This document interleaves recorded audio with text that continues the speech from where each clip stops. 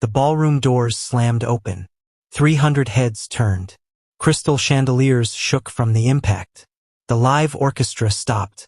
I stood there in my custom Vera Wang gown, my security team flanking me like soldiers. My mother-in-law, Himia, froze mid-sentence, her perfectly manicured hand still holding the stack of papers she'd been shoving toward me. "Stephanie," she started, her voice sickly sweet. "Don't," I said, my voice steady and cold. "Don't say another word." Behind me, my lawyer, Franklin Wells, stepped forward. He was 72, my father's closest friend, and the sharpest legal mind I knew. He placed a thin folder on the table where Himia, my groom Mackay, and 2 other lawyers sat, frozen. "Mrs. Himia Clark, I'd strongly advise you to put those papers down. Everything in this room has been recorded." Blood drained from Himia's face. I jumped from his chair, his rented tux suddenly looking silly. "Baby, wait. This isn't what it looks like, is it?" I reached into my clutch and pulled out my phone. "I have 17 minutes of footage that says otherwise." The room went silent. Mackay's composure cracked just enough for me to see the real him beneath the society mask. Panic. "You recorded us?" he whispered. "I recorded everything," I said, smiling. "And in 30 seconds, so will everyone else." His voice cracked. I turned toward the ballroom door. 300 guests waited, confused. Some whispered, others stood trying to see. I raised my hand and signaled the DJ. Himia lunged forward, grabbing my wrist. "Stephanie, stop. We can discuss this privately, like family." I looked down at her grip, then slowly, very slowly, looked into her eyes. "You stopped being my family the moment you tried to steal everything I have." I yanked my arm free. The screens flickered on, and chaos began. "But to understand why I destroyed my wedding in front of everyone, you need to know what led me here. You need to know the penthouse. You need to know my father. And most importantly, you need to understand how a mother and son nearly took everything from me, and how I got it back. My name is Stephanie Banks. 3 months before my wedding, I thought I was the happiest woman alive. I was 29, had built a successful interior design firm, had a penthouse worth $45 million overlooking the city, and had my Clark, charming son of a wealthy real estate family. He swept into my life like a summer storm. We met at a charity gala. He said my dress caught his eye. Later, I learned my building caught his mother's eye, but I didn't know that then. Back then, I was just a woman falling in love. The penthouse was more than property to me.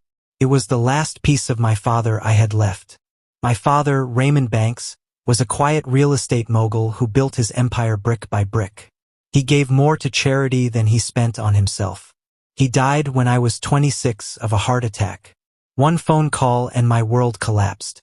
I remember standing in the hospital hallway, hearing nothing, feeling cold tiles under my bare feet. I had run out so fast I forgot my shoes. My father left me everything, but the penthouse was personal. He bought it when I was 12. On weekends, we'd sit on the rooftop terrace, watching the city lights. "This will be yours one day," he said. "Not because of the money, but because every time you look at this view, you'll remember your father believed you could conquer the world." After he died, I couldn't enter the penthouse for 6 months. Every room smelled like him. Every corner held memories. Eventually, I went back, renovated it, made it mine. I kept his study exactly how he left it, but filled the rest with light and life. That penthouse was my sanctuary, and Himia Clark wanted it. I met Himia 2 months into my relationship with Mai. She was tall, elegant, and terrifying in the way only old money can be. Her hair was perfect, her smile cold, her handshake like gripping a statue. "So, you're Stephanie," she said when Mai introduced us. Her eyes scanned me like a scanner. "I've heard so much about you. Hopefully, good things?" I said, nervously laughing. She didn't laugh back. "Interesting things. I should have known then." For months, she treated me politely but distantly. When I mentioned my father's death, something flickered in her eyes. Later, I realized it was interest. The first warning came 6 months before the wedding, at a family dinner at the Clark estate. "Stephanie," Himia said, setting down her wine glass. I heard you own property in the city. The table went quiet. Mai's hand tightened on his fork. A penthouse, I said carefully. It was my father's. How lovely. What building? I told her. Her eyebrows rose slightly. Those units are valuable. What's the square footage? Mother, Mai interrupted, voice tight. Can we not interrogate my girlfriend at dinner? Himia smiled coldly. I'm just curious, darling. Not every day you meet someone with such impressive assets. After the engagement, things escalated. Mai proposed on a private beach. Perfect sunset, perfect ring, perfect promises. I said yes. Back home, the questions started. Have you thought about a prenuptial agreement? She asked during a dress fitting. We've discussed it. We're comfortable, I said. Yes, but have you considered protecting the family assets? She pressed, stepping closer. My reflection loomed behind hers in the mirror. Mai stands to inherit a lot. Make sure everything is structured. My lawyer handles my estate, I said neutrally. I'm sure it's fine. Just trying to help, she said, smile returning. She wasn't helping. She was planning. The pressure continued. She suggested the penthouse was too big for newlyweds, that we stay at the Clark estate, that Mai manage the property, that I put it in a family trust. Every conversation circled back to that penthouse. The first time I brought it up directly, I thought it was a joke. We were cooking dinner together, or rather, I was cooking and he was pretending to help. The kitchen smelled like garlic and wine, and I was genuinely happy. Then he said it. You know, my mom had an interesting idea. I kept chopping vegetables. Oh? What idea? She thinks it might make sense for her to manage the penthouse while we settle into married life. Just temporarily. She has connections. She could rent it out for us. Rent it out. I set down the knife. Mai held up his hands. Not permanently. Just while we figure out where we want to live. Mai, I'm not renting out my father's penthouse. Baby, I'm just saying. And I'm saying no. He stared at me. Something in his expression shifted. Something I had never seen before. Then he smiled and kissed my forehead. They forget I mentioned it. But he didn't forget. Over the next few weeks, he brought it up again and again. Maybe we could put it in a shared trust. Maybe my mother could oversee things. Maybe you're being too emotional about a piece of property. That last one hurt the most. It's not just property, I told him one night, my voice shaking. It's all I have left of my father. I know. He reached for my hand. I'm sorry. I didn't mean it like that. But he kept saying things he didn't mean, and I kept pretending to believe him. The real warning signs came a month before the wedding. Mai started disappearing for meetings he couldn't explain. His phone was always face down. He stepped outside to take calls, his voice low and urgent. One night, I woke up at 3 a.m. and found him in the living room, scrolling through documents on his laptop. What are you doing? I asked, rubbing my eyes. He slammed the laptop shut so fast it made me flinch. Nothing. Work stuff. Go back to sleep. I didn't go back to sleep. I lay awake for hours, staring at the ceiling, trying to convince myself that the man I loved wasn't hiding something terrible. But deep down, I already knew. 2 weeks before the wedding, I found the documents. Mai had left early for a business breakfast. I was supposed to be at a dress fitting, but instead, I stood in his study, heart pounding, opening drawer after drawer. I told myself I was being paranoid. I told myself I'd find nothing. I found everything that I in the bottom drawer, hidden under old magazines, was a manila folder. Inside was a transfer deed for my penthouse. My hands shook as I read it. The document listed Jimena Clark as the primary beneficiary. It said I was transferring ownership willingly, citing marital consolidation of assets. My signature was at the bottom, except I had never signed anything. I flipped the page and felt my stomach drop. Practice sheets, dozens of them, with my signature repeated over and over in handwriting that wasn't mine. Some sloppy, some disturbingly accurate. They were forging my signature. I pressed my hand over my mouth, fighting the urge to scream. My fiancé, The man I was supposed to marry in 14 days was helping his mother steal my home. For a long moment, I couldn't move, breathe, or think. Then something cold settled in my chest. I pulled out my phone and began photographing everything. Every page, every signature, every document. I didn't cry. I didn't scream. I didn't confront him. Not yet. I put everything back exactly where I found it, closed the drawer, and went to my dress fitting like nothing had happened. But inside something had changed. They thought they were the hunters. They had no idea they were now the prey. My best friend Naomi was the first person I told. We sat in her apartment, curtains drawn, speaking in whispers. She held my phone, scrolling through the photos, eyes growing wider with each swipe. "Stephanie," she breathed, "this is insane. They're literally trying to steal your property." "I know. You have to call the police." "Not yet." She looked up sharply. "What do you mean, not yet?" "My is. I know what my is." My voice was steady, frighteningly steady. "And I know what his mother is. But if I go to the police now, it's my word against theirs. They'll claim it's a misunderstanding. They'll say the documents were drafts. They'll lawyer up and drag this out for years." Naomi sat down the phone. "So, what do you do?" "I let them hang themselves." The next day, I called Franklin Wells. Franklin had known me since I was a child.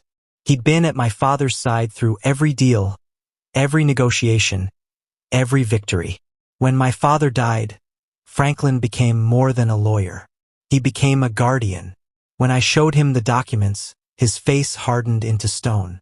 "They made a mistake," he said quietly, voice carrying decades of legal weight. "A very serious mistake. What do? We wait. We document. And when they make their move," he looked at me over his glasses, "we destroy them." Over the next 2 weeks, I became a different person. On the outside, I was the happy bride, glowing, excited, blissfully unaware. On the inside, I was building a fortress. I installed hidden cameras in the penthouse, 4 of them capturing the living room, the study, and the entryway. I hired a private security team, 5 men led by a former military officer named Vincent, and gave them detailed instructions.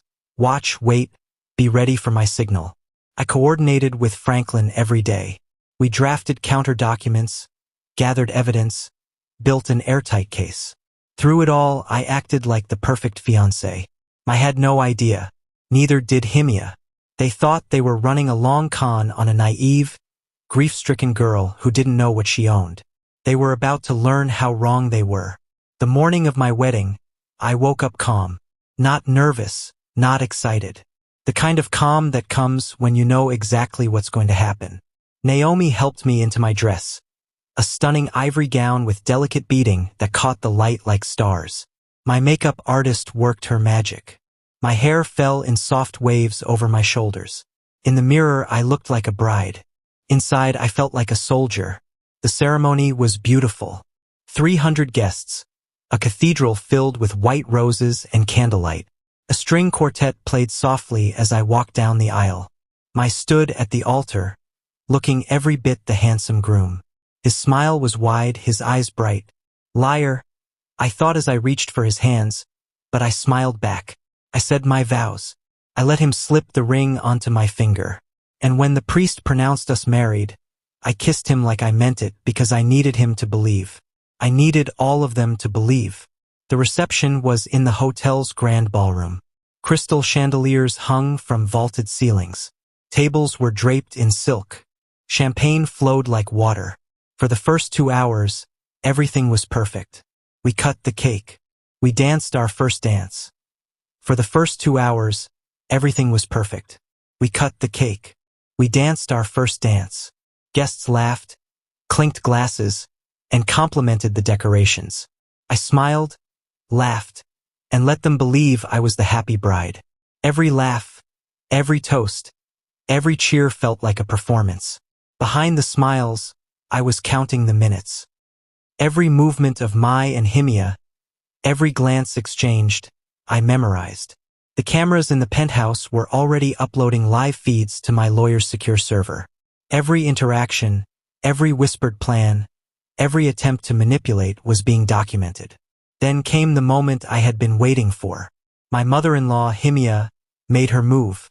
She whispered something to Mai, a slight tilt of her head, a subtle hand gesture. He nodded. The plan was about to unfold. I signaled Vincent, our security leader. He blended into the staff, as if adjusting a tablecloth or checking a wine bottle. Perfectly natural, perfectly invisible. The DJ had queued up the next song.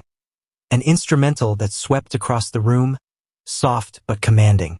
I walked to the center of the dance floor, pretending to excuse myself for a quick announcement.